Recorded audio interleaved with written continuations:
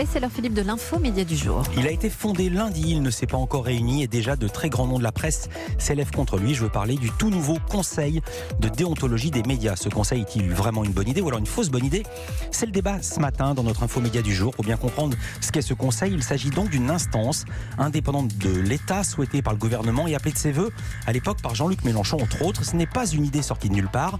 18 pays de l'Union européenne ou le Canada possèdent déjà un tel conseil. En France, son ambition est de scruter les pratiques journalistiques, d'émettre un avis sur les bugs, comme par exemple la fausse arrestation de Xavier Dupont de Ligonnès, mais sans pouvoir de sanction. Il est surtout là pour répondre à l'énorme défiance de l'opinion publique envers les médias, défiance croissante. À peine né pourtant, le conseil de déontologie divise déjà la profession, de nombreux patrons de presse, mais aussi 19 SDJ des sociétés de journalistes de grands médias, parmi lesquels Le Figaro, l'AFP, l'Obs, Le Point, La Croix, LCI, France Inter, Mediapart, mais également Europe 1.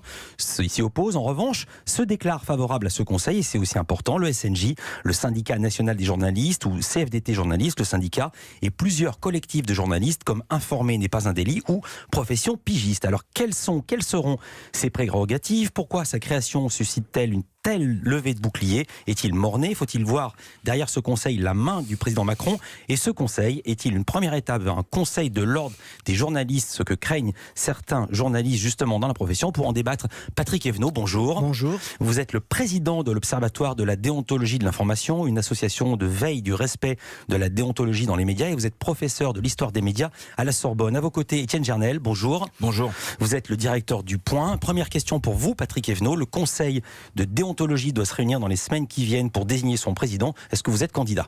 Je ne sais pas encore, c'est le conseil d'administration, on en discutera, on est très dans le consensus, etc. Donc c'est pas de ça dont il s'agit. Si je suis président, si je ne suis pas, c'est pas grave. Étienne Gernel, je vous demande pas si ça vous tente. Ah non, ça... Alors, première question pour dissiper les doutes, on entend souvent dire que c'est une idée d'Emmanuel Macron. Que répondez-vous à cela? Alors, c'est absolument pas une idée d'Emmanuel Macron, d'une part parce qu'il en existe 18 dans les pays européens, en Suisse, en Belgique, en Allemagne, etc. Et bon, bien avant... Non, mais de la porter en France. Bon, et de la porter en France... l'ODI a été créé en 2012, avant qu'Emmanuel Macron ne soit connu. Les assises internationales du journalisme ou la PCP qui militait pour ça ont été créées en 2007, et c'est une idée qui circule dans la profession depuis longtemps. On n'a pas attendu Emmanuel Macron. François Hollande avait manifesté le même désir. C'est pas une question de gauche, de droite, etc. Ça fait partie des outils de la démocratie, des outils mobiles qui sont en dehors de la législation, en dehors de la loi, mais qui permettent de répondre aux attentes du public. Et c'est ça le véritable problème, c'est répondre au public. Alors est-ce que vous comprenez cette levée de bouclier, non seulement de patrons de presse, mais également de certains journalistes eux-mêmes, Patrick Evenot? Oui, je comprends, parce qu'ils sont dans une posture. Alors il y a autour de Mediapart, qui a fédéré un certain nombre de sociétés de journalistes, ils sont dans la posture politique, ça vient de Macron, donc c'est méchant, c'est vilain, c'est tout ça. Et puis il y a la posture des patrons de presse qui disent, on a la loi de 1880 qui nous protège, surtout, faut pas qu'on dise, on va pas toucher à la loi de 81. On ne touchera pas à la loi de 81, mais il y a en dehors de la loi des choses qui sont plus intéressant. Même sur la posture politique, pardon, c'est différent, Thomas, parce que reprocher du fait que ça vienne de Macron, ça vient et aussi de Mélenchon, qui se présentait souvent comme son premier opposant. Bien sûr, c'est pour ça que ce sont des postures politiques. Mélenchon et Le Pen, qui sont les deux grands partisans de cette solution. Sauf qu'eux, ils veulent une forme de conseil de l'ordre avec des sanctions, avec des jugements, avec des retraits de carte de presse, etc.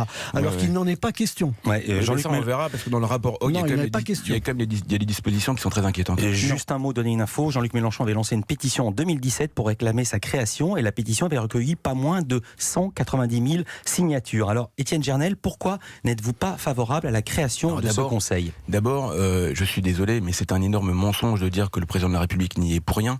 En quelques mois, évidemment, c'est une très très vieille idée, ce conseil de déontologie, conseil de l'ordre, conseil de ce que vous voulez. Pas de conseil de l'ordre, conseil de déontologie, conseil de presse, c'est pas la même chose. Les deux sont très mélangés. D'ailleurs, le gouvernement lui-même l'a mélangé. Les propos de Macron sur le sujet ont été très clairs et très violents il y a quelques mois, réclamant une instance.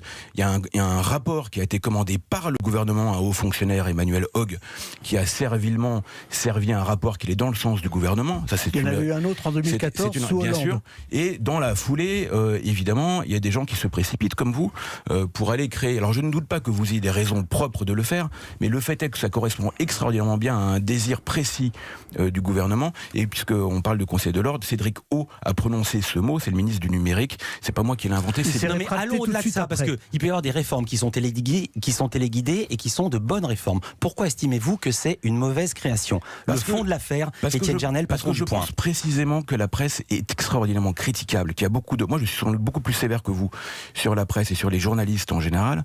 Je pense qu'en revanche, et notamment parmi ses défauts, il y a le moutonnisme. C'est-à-dire le fait que tout le monde dise la même chose, que tout le monde se précipite dans les mêmes choses, que les journalistes passent trop de temps entre eux, qui se voient trop, qui se parlent trop et qui finissent par former sinon une communauté. En tout cas, non. Quel rapport avec notre sujet ? Parce que c'est ça, c'est du corporatisme pur. C'est-à-dire qu'on réunit les gens dans une venir corporation. au conseil de déontologie. C'est du corporatisme pur. On réunit les gens dans une corporation comme s'il y avait un corps des journalistes, comme si non, au contraire, la liberté, c'est la différence. La liberté, c'est la confrontation des idées et surtout pas l'élaboration d'un consensus, surtout pas le paternalisme. Attendez, si j'ai bien compris, ça sera pas un cénacle de journalistes. Comment ça sera composé ? Ça sera un tiers. 3 tiers journalistes, éditeurs et diffuseurs et public. C'est bien ce que j'appelle un système corporatiste. S'il y a du public. S'il y a le public. S'il y a le public, mais excusez-moi, le public, mais pardonnez-moi, mais moi, chaque heure, chaque minute, chaque seconde, il y a des gens qui nous écrivent, qui réagissent sur les réseaux sociaux, qui réagissent sur le site, qui envoient des mails, qui envoient des courriers. J'ai un contact, vous savez, j'ai eu un contact juste devant Europe 1 là, avec un lecteur là, qui m'interpellait tout à l'heure. Et alors, c'est formidable. On n'a pas attendu le conseil de Monsieur Evenot pour avoir un contact direct et on regarde ça de manière très attentive. Et heureusement, moi je dis aux lecteurs, engueulez-nous. Claude Imbert, le fondateur du Point, disait le patron c'est le lecteur. Engueulez-nous, c'est très bien, mais on n'a pas besoin d'un conseil paternaliste. Sauf qu'il faut faire initié par le gouvernement, je suis désolé. Mais non, c'est pas initié par le gouvernement. Bien sûr que si, ça l'est. Oublions cette histoire. Combien même se le saurait, c'est pas notre sujet. On va parler du fond de l'affaire, on va prendre des cas précis et voir ce que votre conseil aurait pu répondre à cela ou ce que vous aurez pu répondre, vous, Étienne Jarnel, sans le conseil. Oui, c'est dans un instant sur Europe 1.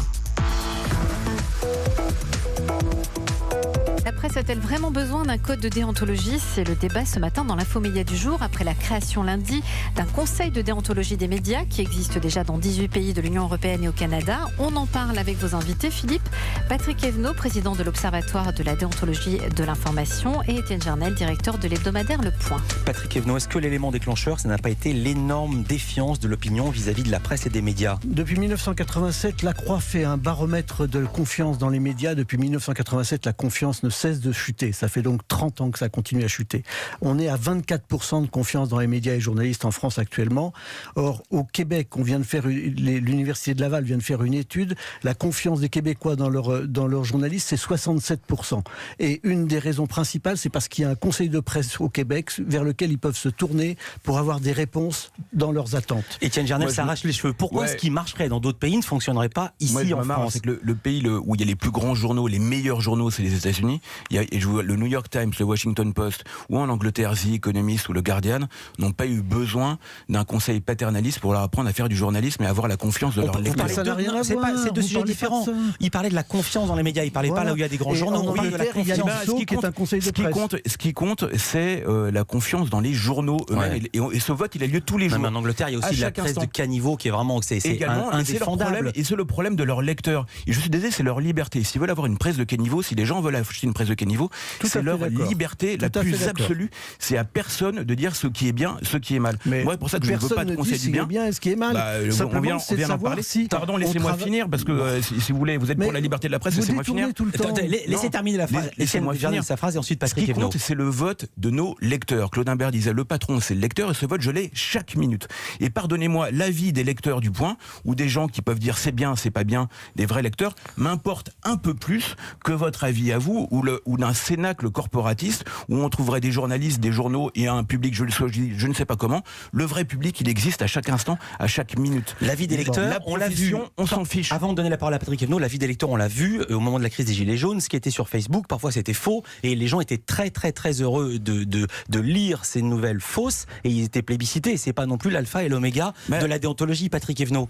Oui, non, mais l'avis des lecteurs, c'est très bien que les journalistes et les patrons de journaux et de médias s'occupent de leurs lecteurs. J'en suis ravi. Laissez-le finir. Patrick Evenot. Mais il n'y a pas que ça. Il faut aussi avoir des réponses collectives en montrant ce qui est fait dans les règles de l'art et ce qui n'est pas fait dans les règles de l'art. L'artisanat journalistique, parce que c'est un artisanat qui se pratique en collectivité, c'est un artisanat particulier qui est inscrit dans la liberté fondamentale de la presse, des médias, de la liberté d'expression, du droit d'informer. Tout ça, c'est très important. Mais par exemple, prenons un exemple. Oui. L'affaire Xavier Dupont de Ligonnès. Oui.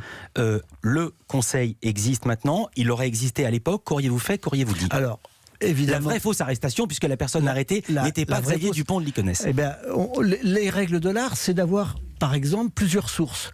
Mais quand on a 5 sources qui viennent toutes du même bureau de la police, c'est pas 5 sources, c'est une seule. On est d'accord. Donc, qu'auriez-vous dit au patron de presse? Vous avez eu tort?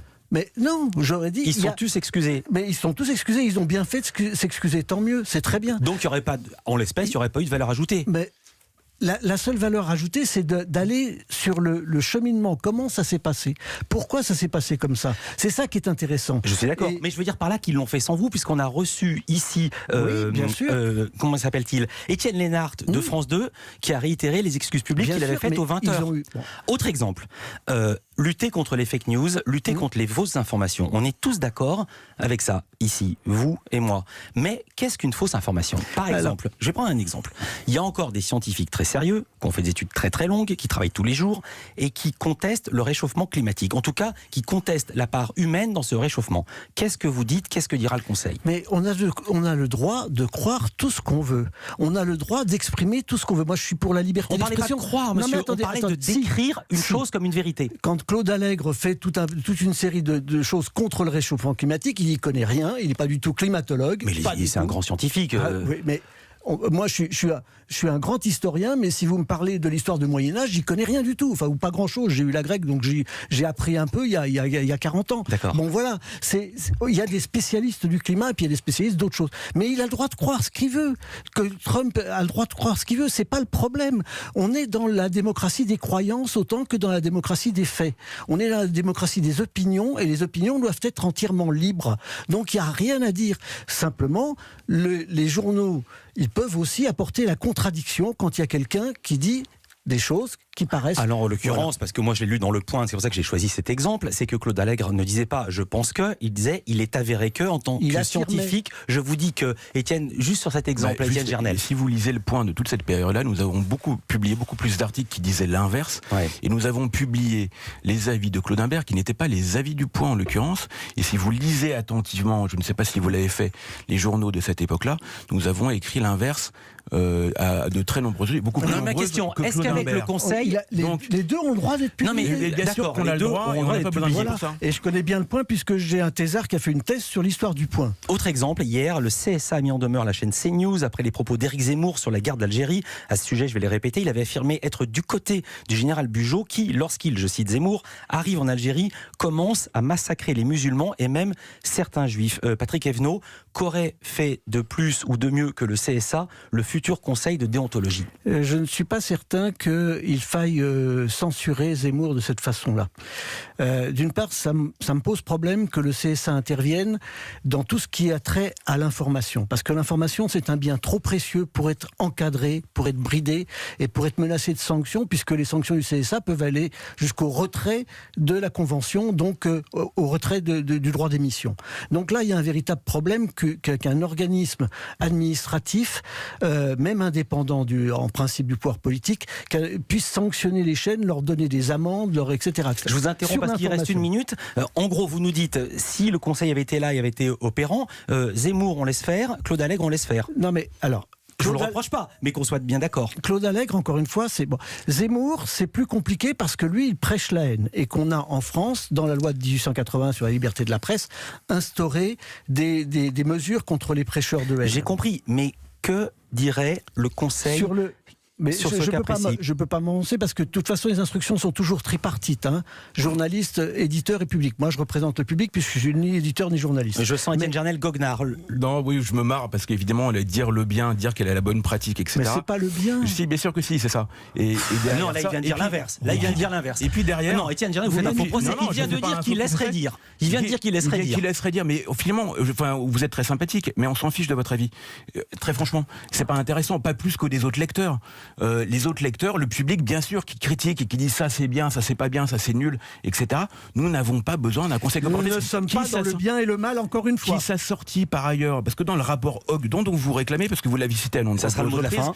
Il y a un chantage financier qui est écrit noir sur blanc sur l'attribution des droits voisins qui nous sont dus, nous à la presse, par Google et Facebook. C'est écrit que l'aide, que les droits voisins pourraient être conditionnés à l'adhésion à ce conseil. C'est écrit. C'était une suggestion d'Emmanuel Hogg, mais c'est abandonné depuis c'est un autre sujet. C'est un autre sujet. On n'a pas un autre sujet, il y a un chantage financier. Vous savez quoi ? C'est un autre sujet et c'est un très bon sujet. Et on le refera ici dans Culture Média. Merci d'avoir une voiture été de fonction avec nous. Vous aurez des notes de frais, un petit bureau, j'espère, non ? Entièrement bénévole. Et vous avez une voiture de fonction ? Non. Bon, moi non plus. Merci Patrick Evenot, président de l'Observatoire de déontologie de l'information et peut-être, on vous le souhaite, futur président du Conseil. Étienne Gernel, directeur du Point, qui sort ce mercredi parce que demain il y a grève. La couve, la une. La peau des bons vivants, comment résister à la tyrannie des nouveaux moralisateurs. Là on parle de bouffe mais ça pourrait être le Conseil.